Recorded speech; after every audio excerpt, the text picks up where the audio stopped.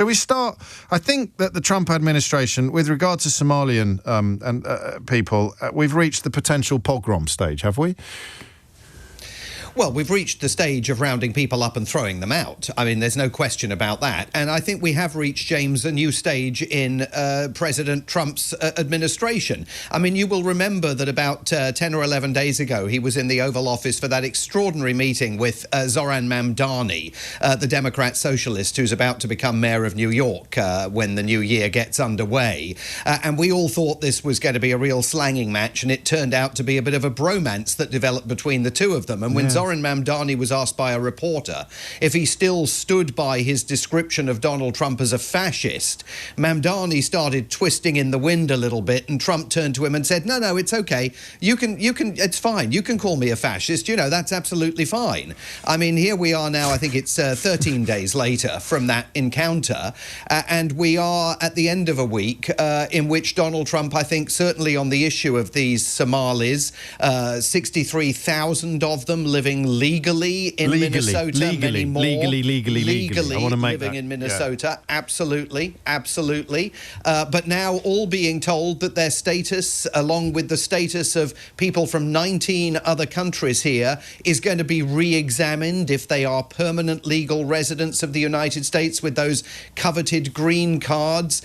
They have today here absolutely terminated, basically put a complete freeze on all applications for US citizenship, even people who had already been told that their applications had been approved and they had a date in the diary for naturalization ceremonies from those 19 countries. They're being told, don't even think of showing up for the citizenship ceremony because there's a total freeze on your application. So, but this attack on Somalis particularly has been so ugly and so racially driven, so racist in the bigotry that President Trump has expressed over the last several days at the White House, that I think it's taken us into a new phase here. That's why I reached for the P word, because I heard him say the phrase, I don't want them here. And he said that irregardless of their immigration status. I mean, technically, he could even be speaking about people who had been born in the United States of America to Somali parents. And that phrase, I don't want them here, is as close as I can remember anybody in the civilized world ever coming to the rhetoric of 1930s Germany.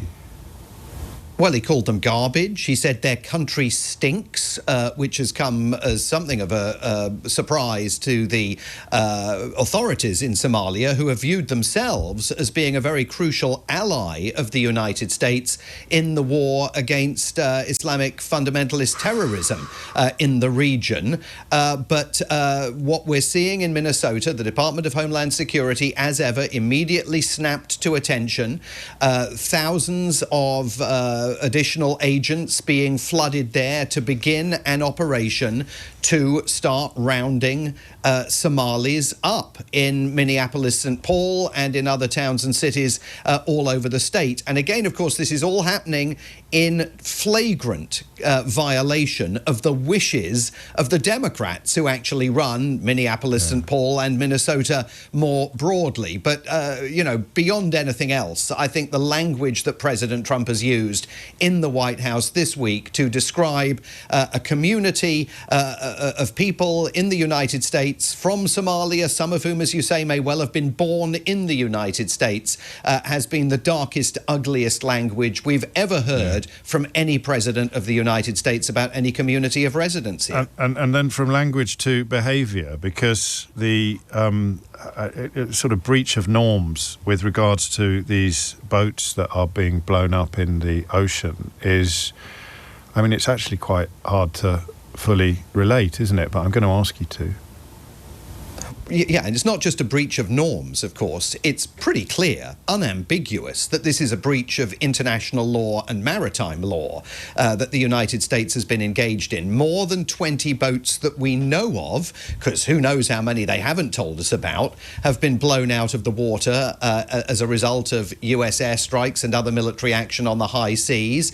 You have to take it on trust from the Secretary of War, Pete Hegseth, that these boats were were indeed carrying narcotics and bringing them to American shores, even though Coast Guard statistics show that of the hundreds of vessels that have been interdicted on the high seas, that haven't been blown out of the water, 25% of them were found to be carrying no narcotics. So if you take that 1 in 4 percentage and apply it to the 20 boats that have been blown out of the water, and again, we have no proof at all to demonstrate that they were actually carrying narcotics to American shores, you know, it's a reasonable bet to assume that at least 5 of those boats were not carrying any illicit cargo. It's a big day here today, though, because Admiral Mitch Bradley is going to be testifying behind closed doors on Capitol Hill about the strike in September on one of those vessels, in which it has been reported here by the Washington Post that Pete Hegseth, the Secretary of War, directed Admiral Bradley to kill in a second strike 2 survivors of the first attack that could be seen clinging to the wreckage and trying to get back into what was left of the vessel. And the Secretary of War has denied that he was the man who gave the order. It was Admiral Bradley's operation. So he's thrown the Admiral under the bus. Donald Trump has sounded pretty iffy on all of this, said he didn't want a second strike to have been conducted if it was. And there's no question that that activity would have been, if it took place, a breach of international law. So there's tremendous interest here in what Admiral Bradley says today behind closed doors about the orders that he was given by Pete Hegseth, the former Fox News breakfast host, who extraordinarily is now in charge of 2 million men and women in uniform at the Pentagon. Very, very insulting also of the Washington Post journalists who broke this story, despite the fact I think that one of them has a military record that makes Pete Hegseth look ridiculous. Yes, and of course, despite the fact that the Pentagon press area has been flushed completely of what the administration would refer to as legacy journalists, those offices where journalists for all sorts of media houses used to sit are now occupied by a range of pro-Trump propagandists, including even Laura Loomer, the far-right influencer who now appears to have a Pentagon press badge, because they've all agreed to sign restrictions on journalistic activities at the Pentagon that every single media house, including Fox News here, refused to sign, so they were all thrown out of the building. The New York Times, within the last hour or so, it's been announced here, is now suing the Pentagon, arguing that those restrictions on journalists that Pete Hegseth ordered are unconstitutional. Very briefly, Simon, because I'm already late for the news. Is there a sense, I've read some slightly more upbeat reporting, which seems odd against the backdrop of what you've described, but is there a sense that some things may be slightly spiralling out of Trump's control at the moment?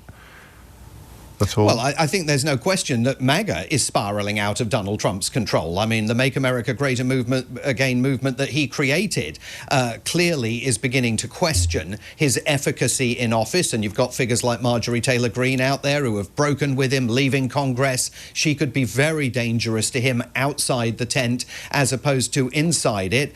And the economy, I mean, you know, he's now calling affordability and people's concern about prices in supermarkets here as we head towards Christmas a Democratic Party hoax. I mean, you go to the supermarket, you pay your money, you see what's going on with prices here. It's not a Democratic Party hoax.